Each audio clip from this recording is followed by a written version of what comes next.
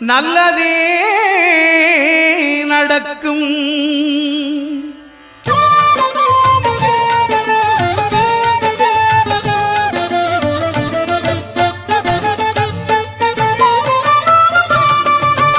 ஒன்பது கோளும் ஒன்றாய் காண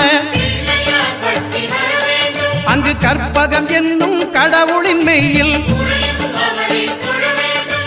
ஒன்பது கோளும் ஒன்றாய் காண அங்கு கற்பகம் என்னும் கடவுளின் மெய்யில் சூரியன் முதலாய் 9 கிரகமும் பலவித குணங்களை கொண்டிருக்கும். எங்கள் கற்பக தருவில் அவை வரும்போது ஒன்றாய் சேர்ந்து பலனளிக்கும்.